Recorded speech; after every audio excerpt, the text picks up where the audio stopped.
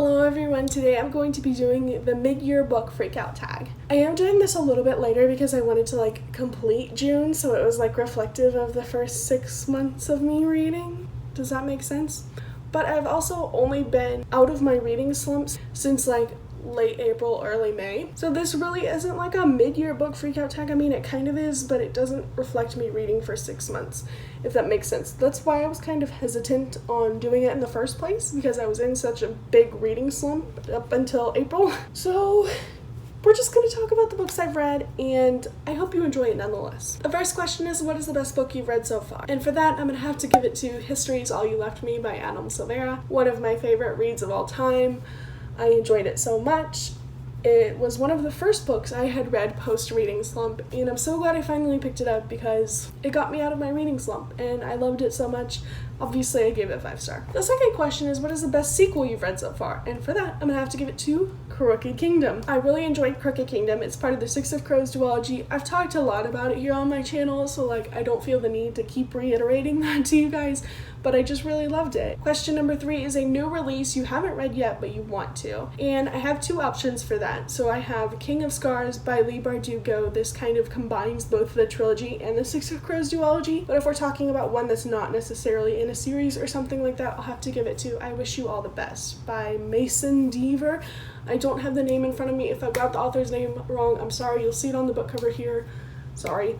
But yeah, but I Wish You All the Best features a non-binary main character, and I have not read a book with a non-binary main character, and I want to, because I want to better understand that part of the community that is one part of the LGBTQ community that I don't know a lot about yet, and I'm not sure if its own voices. Shelby, in the future, do some research.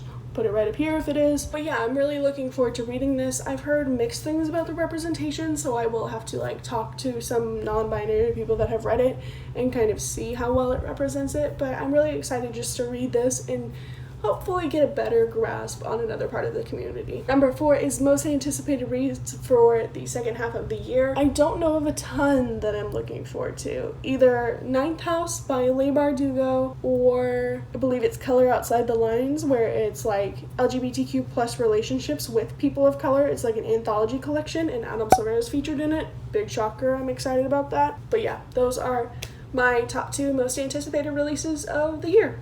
Number 5 is, what is the biggest disappointment of books you've read? I think I would have to give it to The Sky Is Everywhere by Jandy.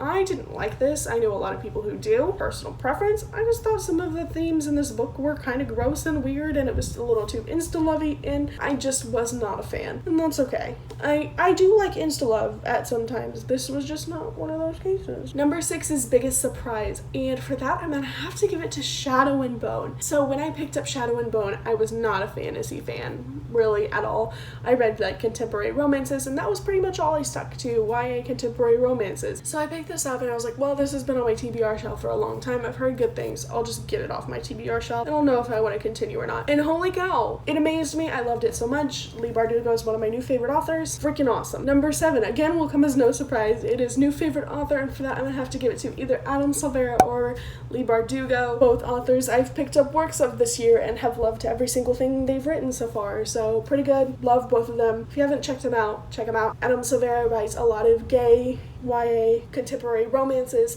Leigh Bardugo writes young adult fantasy right now, but Ninth House is an adult book, and she's mentioned that a couple times, and a lot of people don't know that. Ninth House is going to be an adult novel. It deals with themes, and it's not set in the Grishaverse. She has said that it is not a young adult book, and it needs to be explicitly said that it is not a young adult book. For fans of Leigh Bardugo who are anticipating Ninth House, it does deal with some more adult themes, and it's a little bit more graphic, so I said my piece. Number 8 is newest fictional crush, and Kaz Brecker, Six of Crows. No doubt in my mind. We love Kaz. Runner-up, The Darkling from the Shadow and Bone trilogy, but Kaz. Number 9 is newest favorite character, and for this I'm gonna have to pick 2. So I really liked both Kaz and Inej from the Six of Crows duology. They were both my favorites in the duology, and I just really liked them, and so I can't pick a favorite between them, but they're probably my favorite characters I've read about so far. Number 10 is a book that made you cry, and I've had quite a few. History Is All You Left Me by Silvera. Look at that, me mentioning it again. If I haven't plugged this enough, you should really read it. you're watching my videos and you've seen me recommend it a million times. Also, The Fault in Our Stars. This was a reread for me. I read it the first time when I was in like 7th or 8th grade. I reread it this past month and I cried so hard. I loved it so much. Timeless, loved it.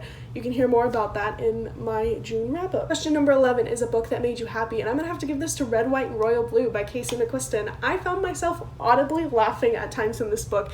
It was an enemies to lovers trope, new adult, so again, it does deal with some adult themes. Just gonna preface that. But really loved it. Super awesome, super great. Again, audibly laughing, walked out of that book smiling my butt off. It was great. Number 12 is your favorite book to movie adaptation that you saw this year, and I'm gonna have to give that to 5 Feet Apart. I thought this was really well done. I saw the movie before I read the book. I've said that a couple times here. I noticed that I'm just reiterating a lot of books that I've already read this year. Wait, that's the point of this challenge. 5 Feet Apart, really good. Highly recommend watching it. It is pretty sad at times, so if you're not cool with that, maybe don't check it out. Does deal with cystic fibrosis, and there's some grief and things like that in there, but overall, super awesome read. Number 13 is my favorite review I've written this year. I don't know that I have a favorite review I've written this year. The first review that was like really detailed that I had ever written, obviously, History's All You Left Me by Silvera, but also Dear Martin by Nick Stone. I wrote a really good review on that one. I really like writing reviews now, but those are probably the two that I think of when I think of my reviews. So, number 14 is the most beautiful book you've bought this year. So I guess we're talking cover-wise, and I'm gonna have to give that to King of Scars by Leigh Bardugo. I thought I wasn't gonna like it, and then I picked it up in person, and oh my god, I loved it so much. Beautiful cover, we love her. Number 15 is what books do you need to read by the end of the year? And for this, I have to say my entire TBR shelf. But in reality, I think I'm getting to the majority of my most anticipated things that have been on my TBR shelf in the next couple of months. So I don't really have anything to say on that. The rest of Silvera's collection, King of Scars, Ninth House. Cool, that's pretty much everything. I need to read everything.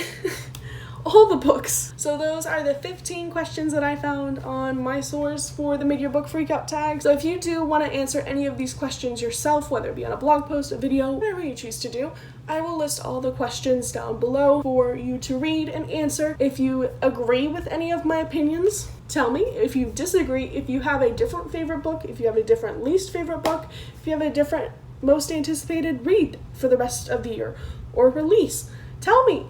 I want to know these things. So thank you guys so much for watching. I hope you all enjoyed this video, and I'll see you all in my next one. Happy reading!